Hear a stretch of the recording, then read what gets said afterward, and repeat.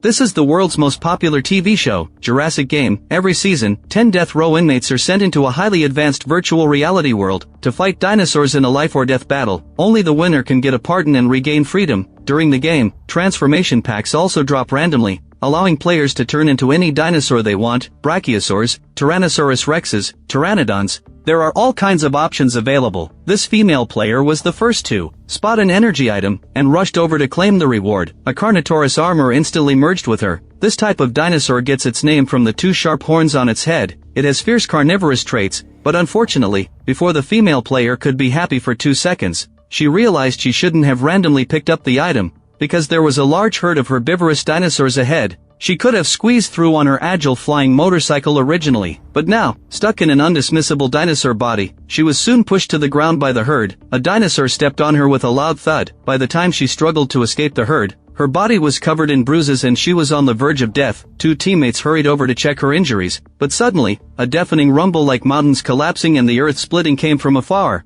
They looked up and saw a volcanic eruption. Countless lumps of magma and rock came crashing down like meteors. In the blink of an eye, a fierce wildfire broke out. Worst of all, the players discovered that someone had tampered with the game rules without permission. If they die in the game, they will also die in reality. Who on earth tampered with the game program? The story goes back to a few months ago, when a radical protest group called the Cavemen kidnapped Kane, the former host of Jurassic Game. They forced him into the game and killed him during a live broadcast watched by millions. Helen, the head of the game's development, claimed that during the incident last night, they encountered a major security breach, but it has now been fixed. The organizers will continue Jurassic Game no matter what, and Joey, a former star contestant, will serve as the new show host. That night, Helen put on a holographic helmet herself to retest the updated game. She activated the equipment, turned into a Tyrannosaurus rex, and frantically fought off the swarming velociraptors. It has to be said that there is a reason why people are obsessed with games, and they work hard in their daily lives. Only in Jurassic Game can they let go of everything and enjoy the thrill of killing. But the next second, the equipment on Helen disappeared,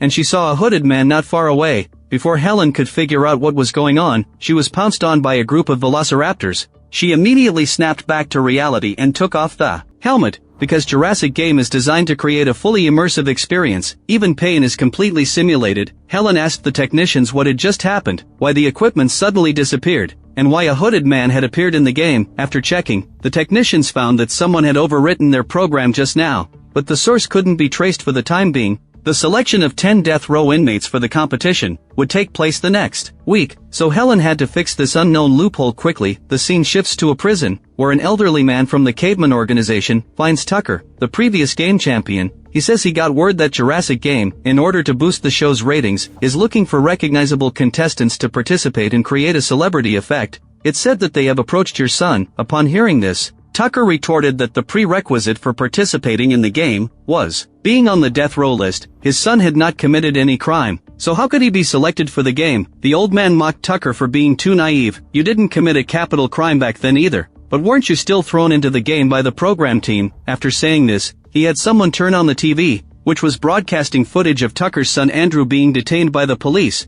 on charges of first-degree murder. It also specifically stated that Andrew was the son of the previous season's Jurassic Game champion. Needless to say, it must have been the program team secretly plotting, framing Andrew, and forcing him to join the game. Upon hearing this, Tucker immediately contacted his daughter to help him pay the bail and get out of prison. At the same time, the boss of the game company came to visit Helen with 3 people. They were the original game testers, named William, Amanda, and Seth. The boss invited these 3 veterans back to help Helen fix the game glitches quickly and ensure the smooth progress of the next week's competition. Currently, Helen believed that someone had implanted a virus in the program, causing some strange things to appear in the game area. Unfortunately, they were locked out and could only access the program from the inside, so they put on holographic devices and entered the game. As soon as the 5 of them entered, the communication was disconnected for no reason, and the game live broadcast also started, with the holographic image of the former host Kane appearing. Although Joey didn't understand what was happening, he would never allow others to steal the spotlight from his debut, so he also squeezed next to Kane. After finishing the program introduction, Joey ordered Ian to cut off the live broadcast and pull Helen and the others out. However, Ian couldn't log the 5 of them out of the game. The console had failed. The game boss quickly sent a message. Since they couldn't stop it, they should continue. The audience's real-time ratings had already started, and they must first stabilize the situation. At this time, the 5 people in the game still knew nothing. Helen unfolded the map, and pointed out that they were currently at the southern maintenance checkpoint. It would take 4 hours to reach the unauthorized area from here, and there was a hidden path that could avoid all predators. Amanda hadn't realized the seriousness of the situation yet. She even arrogantly said, "What's the point of choosing such a path? Of course, we need to find a path with predators." While they were arguing about this, Seth saw a flying motorcycle parked not far away. A masked man came out, congratulated the 5 for being the chosen lucky ones, and said they were eligible to participate in this special edition of Jurassic Game. The program was being broadcast live worldwide, and no contestant could evacuate on their own. After the masked man finished speaking, he waved his hand, and a collar suddenly appeared around each of the 5's necks. If they dared to leave the game area without permission, the collar would explode with a bang, and blow the rule breaker's head off. Moreover, dying in the game meant dying in the real world. Only the final survivor could receive a pardon and freedom. When the 5 found that they couldn't contact the headquarters, they knew the masked man wasn't bluffing. At this moment, a man rushed over and grabbed the flying motorcycle. Helen's assistant was the first to recognize him as Tucker. The previous champion had returned to the game. The masked man urged the contestants not to stand there dumbfounded. The competition had already started, and they shouldn't forget to look for energy items along the way. Upon hearing this, everyone got on their flying motorcycles and set off. Kane's holographic image appeared again, and he introduced to the audience watching the live broadcast. The game officially begins. The first level is a race. Contestants must rush to the finish line, while avoiding man-eating beasts and each other. The second level is the arena, a gladiator-style life-or-death battle. The third level is a flag-grabbing game. Hackers have newly adapted the fans' favorite Velociraptor maze, to make the game more brutal. Finally, there is a fourth level, the unknown level. We have launched a special segment completely different from the past. At this time, the contestants were moving at full speed, under the pursuit of velociraptors. Upon hearing this, Joey asked Ian to teleport him near the finish line. The scene shifts back to the competition. Originally, these NPC obstacle characters were already moving fast enough,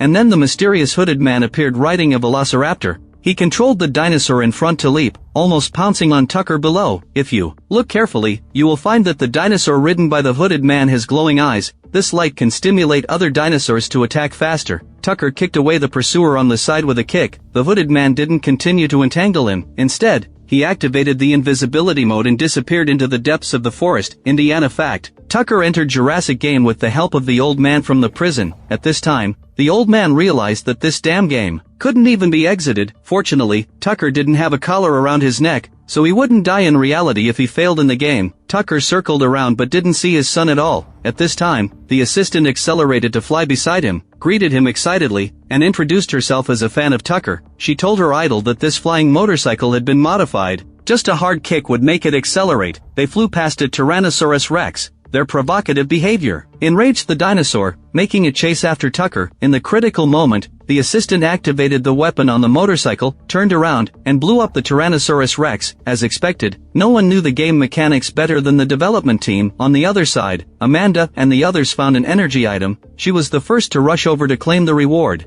And then the story at the beginning of the film happened. Because the Carnotaurus armor was too cumbersome, Amanda was trampled to death by a group of large dinosaurs. Moreover, they encountered a volcanic eruption, which instantly triggered a fierce wildfire. While Tucker was focused on avoiding the flames, he was ambushed by Joey, who was hiding in the dark, and fell to the ground with his motorcycle. There was a blood feud between the two. Tucker's wife was killed by Joey. This Joey was no ordinary girl. She had long been enhanced by the game organizers, and was born for the game. In the critical moment, Tucker opened the collected item, instantly turned into a huge stegosaurus, and swept Joey away with one swing of his tail. However, Joey was not to be outdone. She also activated a boost item, and turned into a Tyrannosaurus Rex, and the two dinosaurs immediately began to fight. Joey dragged Tucker to the ground, but at the critical moment, a velociraptor suddenly rushed over and kept tearing at Joey. And the mysterious hooded person on the velociraptor was the former host Kane, only he seemed to have forgotten his identity and become a game NPC. Kane whistled, and a group of velociraptors immediately pounced on Joey and tore her to pieces. Since Joey also didn't wear a collar,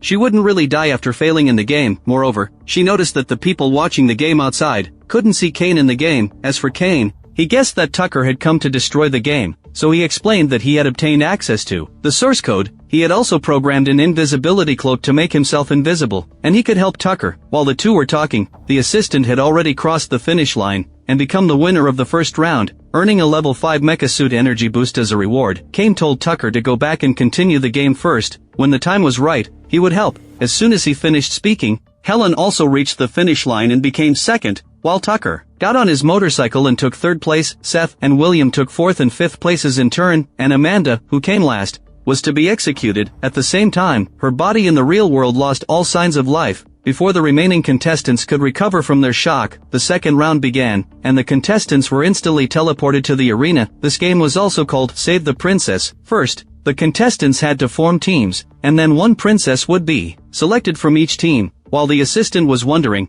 how 5 people would be divided into teams, the masked man snapped his fingers, and the 2 selected princesses were hoisted into cages in the arena, and the person locked in one of the iron cages was exactly Andrew. Tucker was extremely worried when he saw his son. The rules of this round were very simple. Each team had to rescue their own princess first, but only one of the 2 princesses could survive. Next, the players had 1 minute to choose their own enhancement items. All external enhancement items collected in the previous round would be invalid in this round. As soon as the words fell, different dinosaur items appeared in front of them. William was the first to choose the Tyrannosaurus Rex, and Seth followed closely by choosing the Brachiosaurus. The assistant and Tucker were in a team, so she suggested that one choose the Tyrannosaurus Rex to ensure combat power, and the other choose the Pteranodon to fly over and rescue the princess in the cage. Tucker wasn't very used to the ability of having wings. After transformation, he was like a newly hatched chick, trying to get used to his own legs. The 2 Tyrannosaurus Rexes started fighting first. After falling a few times, Tucker finally learned how to fly, but the dinosaur's claws were no match for human hands, making it hard to open the lock on the cage. Plus Seth's Brachiosaurus kept interfering. Seth stretched his long neck, bit Tucker, and flung him several meters away with a swing of his head. Meanwhile, William also took down the assistant. At the critical moment, Tucker locked onto William's eyes, flew over and pecked them blind, and this beautiful strike dropped an item. Tucker immediately claimed the weapon, sprayed bullets at the Brachiosaurus's neck, and then shot open Andrew's cage. Tucker's team successfully rescued the princess, so Helen had to face the fate of death. The masked man took control of William, and wanted him to eat his comrade with his own mouth. Of course, William refused. He attacked the masked man instead, but the man wasn't a physical entity, just a holographic projection. Because William had attacked the host, the masked man decided to let him die in Helen's place. As the MVP of this round, Tucker was awarded 1 resurrection chance, which he could use to revive either himself or any other contestant once. However, this chance could only be used in the subsequent rounds. For those who died in the first 2 rounds, like Amanda and William, even using the item couldn't revive them. The masked man told the remaining contestants to rest where they were. The third round of the competition was about to start soon. Taking advantage of the break, Tucker took out a virus called Asteroid. As long as they reached the core area and implanted the virus, they could make the game collapse and end forever. He hoped Kane could help him destroy the game. At the same time, the organizers' internal information was leaked, and the audience outside learned that the contestants in this competition were not death row inmates, but internal employees of the company. During an interview, Joey lied, claiming that these were all unsubstantiated rumors, and that all the contestants they selected were criminals. However, the seed of doubt had been sown. Unexpectedly, the ratings of this year's game hit a new high. Everyone wanted to see if this group of players could destroy the game. Immediately after, the third round of the competition officially began. The assistant checked the item library. They still had 1 medical kit for weapon upgrade packs, the level 5 mecha, and several dinosaur transformation items. There were items for Tyrannosaurus Rex, Velociraptor, Stegosaurus, and a small raptor. The assistant first distributed the weapon enhancements. The rest would be handled flexibly after entering the venue. As soon as she finished speaking, the maze door opened. The rules of the flag-grabbing game were not complicated. There was a flag on the other end of the map. The player's task was to get it, and then place it in the designated location. Although the maze was full of velociraptors, weapon packs also dropped randomly, which could help players gain a slight advantage. The impulsive Seth was the first to rush out to find items, while the rest chose to set off together. The assistant reminded everyone that velociraptors had a leader, and they must be careful of the strongest one. At this time, Seth picked up a weapon pack, and got a Japanese samurai sword. Deserving of being one of the first game testers, he was really skilled. He quickly killed 4 velociraptors. There were still 9 left. On the other side, the assistant opened a transformation pack, disguised herself as a velociraptor, and lured the enemies away to buy time for her companions to find weapons. However, while Tucker and his group were looking for weapons, Seth had already killed the 5th velociraptor and found the flag, but he was soon ambushed by a velociraptor. The assistant ran over to help, but she forgot she was in dinosaur form, and couldn't even protect herself. She was cut by Seth as soon as she approached. Fortunately, Helen and others stopped them in time. The assistant's transformation pack expired, and there was still a cut wound on her leg. After discussing, they handed the flag to Andrew for safekeeping, and told him to transform into a small raptor to escape. While Helen used the medical kit to treat the assistant, those velociraptors seemed to be able to sense the flag. They all chased after Andrew in the next second. Most unfortunately, he ran into the velociraptor leader not long after escaping. Seth and Tucker hurried back to meet up with him, and the two stood in front of Andrew to protect the flag. After their fierce fight, only this tough velociraptor leader was left. Its body was covered with spines, and it stabbed Seth straight through. The assistant took advantage of the fact that Tucker had distracted the velociraptor's attention, inserted the flag into the platform, and the third level ended successfully. However, Tucker was unwilling to use the resurrection chance to revive Seth, because he wanted to save the chance for his son. At this moment, Kane hacked the game, temporarily blocked all surveillance, and prepared to take Tucker and others to the unknown area. But Kane could only get close and not enter. After all, he was just consciousness data stored in the game, and would be blocked by the firewall. Only Tucker and the others could enter the core system.